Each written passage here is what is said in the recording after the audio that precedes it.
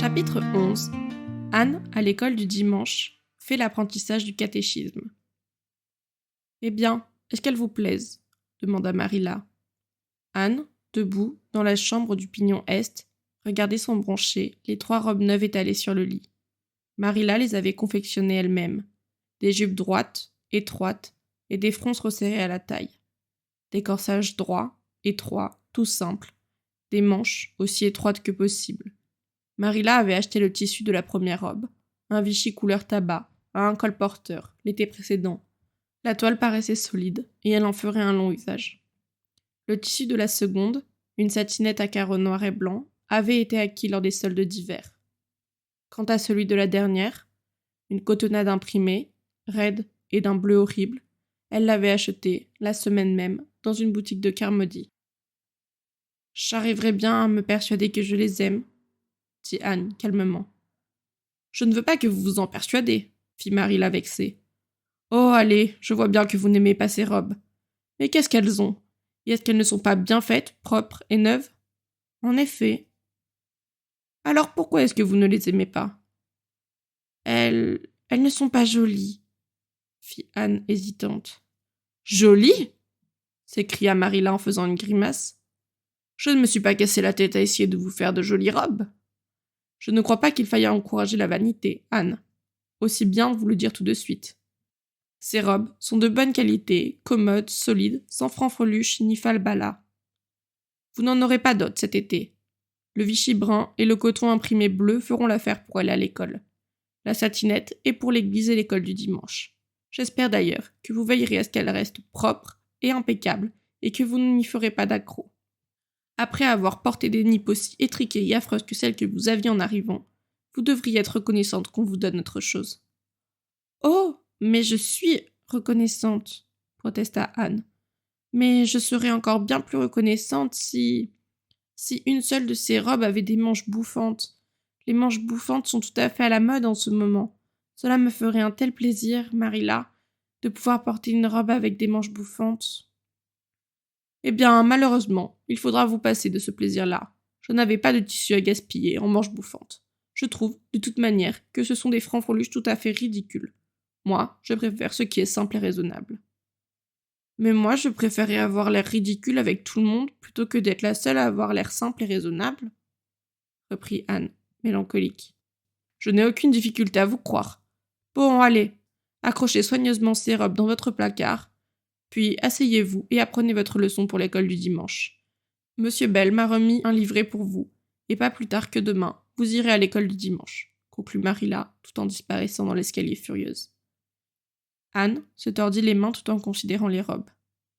J'espérais vraiment qu'il y en aurait une blanche, avec des manches bouffantes, soupira-t-elle, inconsolable.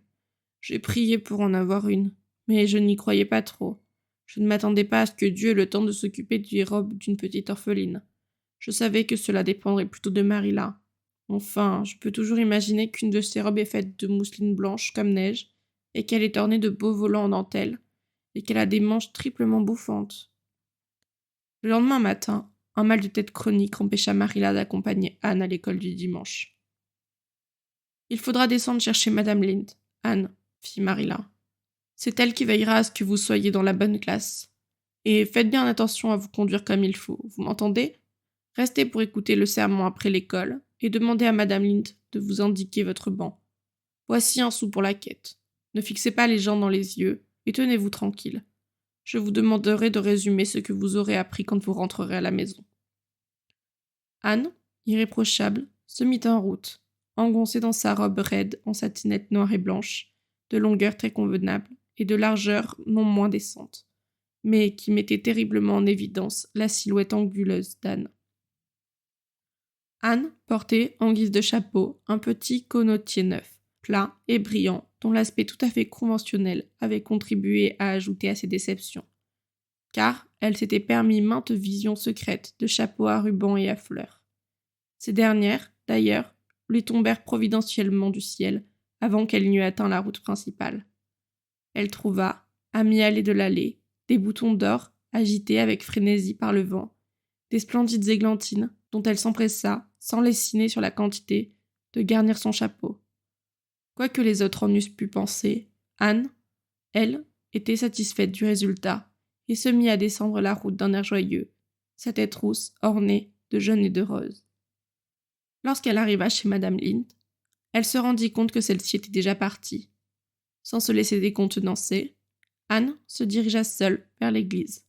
Sous le porche, elle se buta à une bande de petites filles, toutes vêtues, à quelques nuances près, de toilettes vives, blanches, bleues ou roses, qui la dévisagèrent avec étonnement. Elle et son extraordinaire coiffure. Les petites filles d'Avonlea avaient déjà entendu des histoires étranges sur Anne. Madame Lind avait raconté qu'elle avait un caractère exécrable. Jerry Buot, le garçon engagé à Green Gables, prétendait qu'elle parlait toute seule, sans arrêt, ou alors qu'elle conversait avec les arbres et les fleurs, comme une demeurée.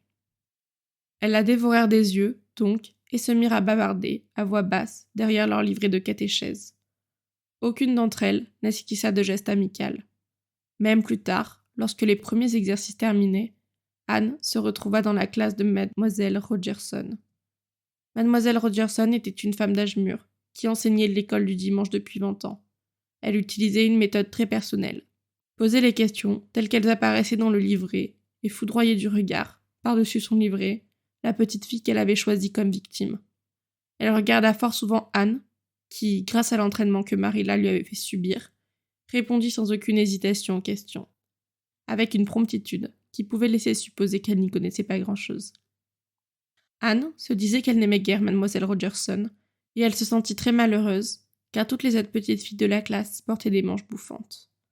Anne trouvait que la vie ne valait vraiment pas la peine d'être vécue si l'on n'avait pas de manches bouffantes à sa robe.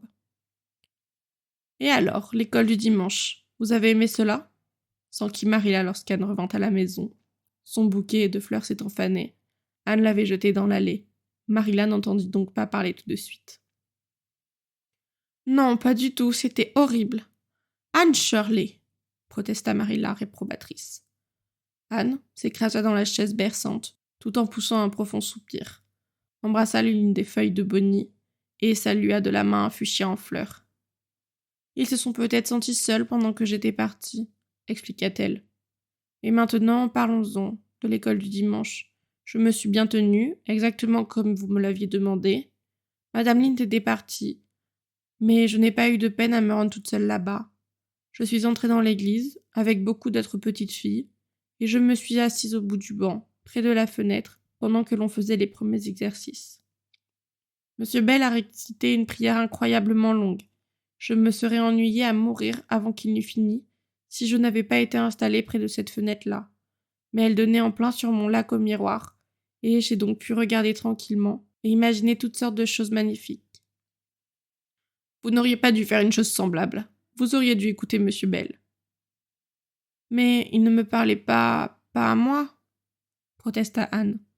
Il parlait à Dieu, et je dois dire que cela n'avait pas l'air de l'intéresser beaucoup non plus. Je pense qu'il devait croire que Dieu est bien trop éloigné pour que cela en vaille la peine.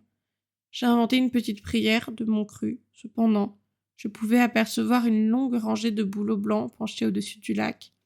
Le soleil les éclairait. Ses rayons coulaient de plus en plus bas, jusque dans l'eau. Oh, Marilla, c'était aussi beau qu'un rêve. Cela m'a tellement rempli de joie que j'ai dit, tout simplement, « Merci pour cela, mon Dieu », 2 ou 3 fois. Pas à haute voix, j'espère, fit Marilla inquiète. Oh non, pour moi, tout bas. Ensuite, Monsieur Bell a enfin terminé, et on m'a demandé d'aller dans une classe avec les élèves de Mademoiselle Rogerson. Il y avait 9 autres petites filles avec moi. Elles avaient toutes des robes à manches bouffantes. J'ai bien essayé de m'imaginer que j'en avais aussi, mais je n'ai pas pu. Pourquoi est-ce que je n'ai pas pu ? C'était facile comme tout quand j'étais seule dans le pignon Est, mais c'était horriblement difficile à cet endroit, parmi d'autres petites filles, qui avaient vraiment des manches bouffantes à leurs robes. Vous n'auriez pas dû songer à vos manches bouffantes pendant l'école du dimanche. Vous auriez dû faire attention à la leçon. J'espère que vous la saviez. Oh, ça oui, j'ai su répondre à une quantité de questions. Mademoiselle Rogerson en a posé un nombre incroyable. Ce n'était pas juste que ce soit elle qui pose toutes les questions. J'aurais aimé lui en poser, mais je n'en avais pas envie, parce que je n'ai pas eu l'impression que c'était une âme sœur. Et puis toutes les autres petites filles se sont mises à réciter des traductions en vers de textes sacrés. Elle m'a demandé si j'en connaissais. Je lui ai dit que je n'en savais aucune, mais que je pouvais réciter, si elle le voulait, Le chien près de la tombe de son maître. C'est dans le 3e livre de lecture. Bien sûr, ce n'était pas vraiment un poème religieux, mais c'est si triste, si plein de mélancolie, que cela pouvait presque en être un. Elle m'a dit que ça n'irait pas. Elle m'a demandé d'apprendre la traduction du psaume 19 pour dimanche prochain. Je l'ai lu dans l'église, par la suite, et c'est tout à fait superbe. Il y avait 2 vers qui me touchent particulièrement. Aussi vite que tombèrent les escadrons massacrés, au jour de malheur de Midian. J'ignore ce que les escadrons signifient, et je n'ai pas davantage d'idées quant au sens de Midian d'ailleurs. Mais tout cela m'apparaît tellement tragique.